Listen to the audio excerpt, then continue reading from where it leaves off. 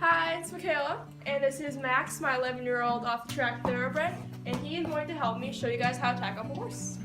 So the first thing you want to do is, if you have any treats, give them some treats. It'll make them like you a lot, and also hopefully they won't kill you then, even though they won't. So next thing you want to do is take a brush and brush your horse. Just brush their entire body, neck, legs, and underneath their belly on both sides. Next thing you want to do is you're going to take a hoof pick, which is like a little metal hook type thing. You're going to pick out their hooves by just squeezing their legs and lifting up. And just getting all the dirt out of their hooves so it's more comfortable for them when they're walking around. Alright, so next thing you're going to do is you take, this is my old hairbrush, just brush out their forelock, their mane, and then come back and just quickly do their tail. Make sure you're not standing right behind them, because otherwise, in case something were to spook, they could come back and kick you. If to the side, they can't kick you. So the first thing you're going to put on is the saddle pad, and this goes right on top of their back, right above their shoulders. And this just helps protect the saddle from rubbing on their skin. It makes it more comfortable for them to ride in. It also helps give a little bit of comfort for the saddle. So next thing I'm putting on is a half pad. This is optional, but I usually use it. And this just goes right on top of the saddle pad. And it just gives extra support for the saddle, but especially when I'm jumping, when I land, the saddle doesn't crash so hard on their back. It has a little bit of fluff and comfort to support the saddle. So next comes the saddle, and before I put the saddle on, everything that I'm doing on this right side of the horse, I'm supposed to be doing on the left side of the horse, but the lighting's just better over here, so a little easier to see. So this is my jumping saddle that I will be riding in today. And these are the stirrups, which you put your feet in, that will help you stay on the saddle. And this is his girth. I just put it behind everything, just keep it out of the way. So then, he's a little bit taller, so this is a little bit harder, but these are typically pretty light. Just lift it over, and just gently place it on their back. And then, you're going to take your saddle pad and your half pad, and pull them up into the saddle, so it's more comfortable for their withers up top, and on their bones. And then go to the other side and do the exact same thing. So before I put his girth on, I am going to put his breastplate on. This is totally optional. I use one because it helps keep my saddle forward, especially for when I'm jumping, keep my saddle in place. So normally for other horses, you could take the halter and put it around their neck, but he's super lazy. He's not going anywhere, so I just let him hang there.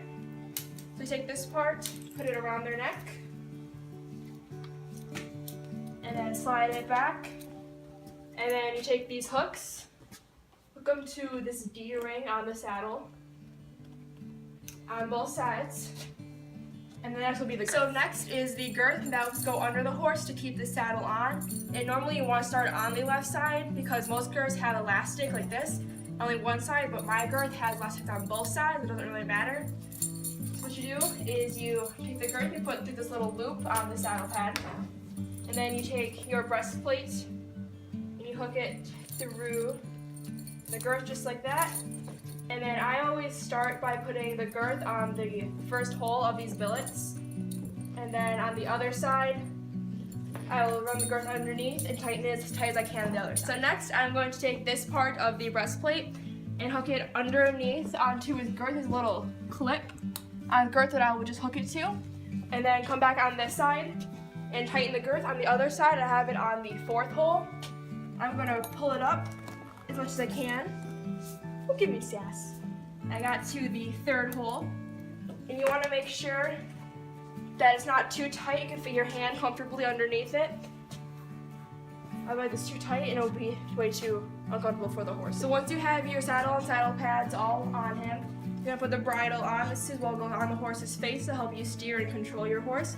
This is my dressage bridle, and it has 2 nose bands to help make the horse keep their mouth shut and the bit in place, also help to have contact with your horse.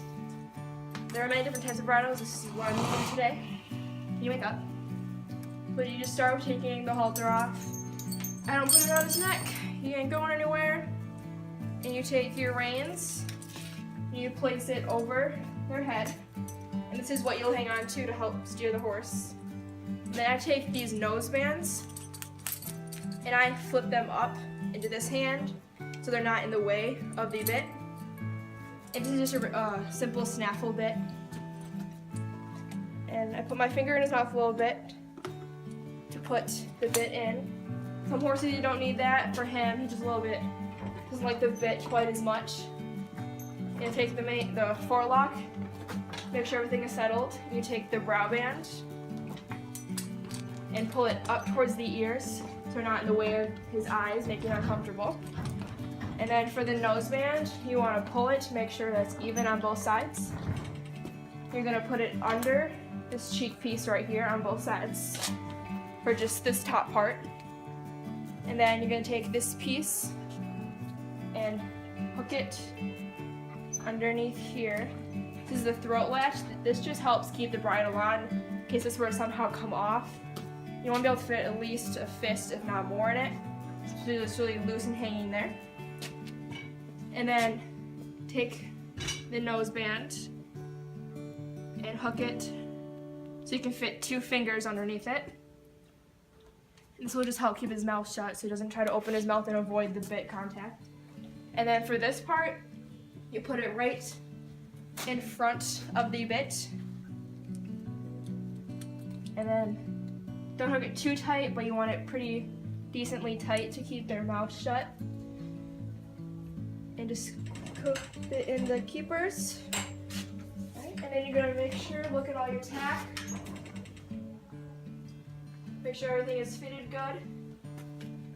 And then you're all tacked up. So now that you're tacked up, I'm coming out into the arena to ride, and I have my helmet on in case I were to fall off. I wouldn't hit my head and come in a coma or something. And then I also have my heeled boots on to help me stay in the stirrups. I have spurs on. This is optional. I use them because he is very, very lazy and he won't want to get going. Then I have these half chaps on and long pants because you want long pants, otherwise your legs will rub and it'll really hurt. I have gloves because it's cold, it's winter, and jacket, again because it's winter. And then I also have this dressage whip. I use that if he's very lazy and not wanting to go, just a little tap on his butt to get his attention. So then I'm going to come over here, both sides, and run my stirrups down. So I'm ready to get on. I have him positioned between this mounting block and that pile because he likes to move sideways to not get on. So you get on from the left side because started back when knights had their swords and stuff on their left side, easier to get on. Put your left foot in the stirrup. Just swing your leg over. Put your right foot in the stirrup. Make sure you are level and comfortable. Squeeze a little bit with your legs. And now you're riding.